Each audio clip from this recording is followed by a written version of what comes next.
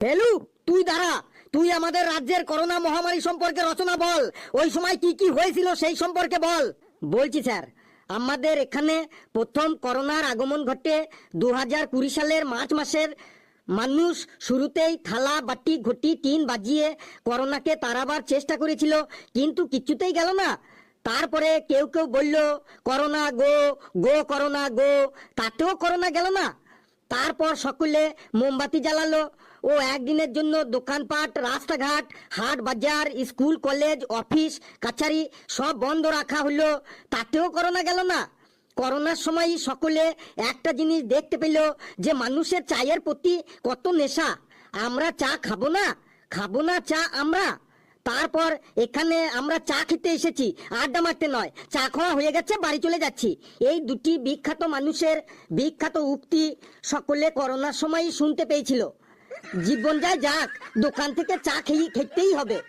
করোনার সময় সব থেকে বেশি মজা লাগতো, আবার ভয়ও লাগতো টিভি চ্যানেলগুলির খবর দেখে, টিভি চ্যানেলগুলির খবর বলার স্টাইল দেখে। এই মাত্র খবর পাওয়া গেল দমদমের গুরুজীবন রোডের একজন বৃদ্ধের সোয়াইপ টেস্টে করোনার পজিটিভ এসেছে। ওখানে আমাদের প্রতিনিধি আছে নারু গোপাল ভান্ডিয়া। তো নারু, কি খবর আছে তোমার কাছে?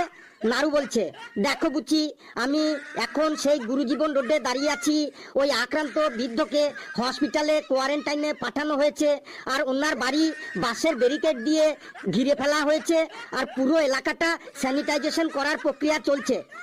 আর ওই বৃদ্ধ গত 10 দিন কোথায় কোথায় গেছিল সে বিষয়ে খোঁজ খবর নেওয়া হচ্ছে। মানে পুরো এলাকাতেই একটা থমথমে পরিবেশ।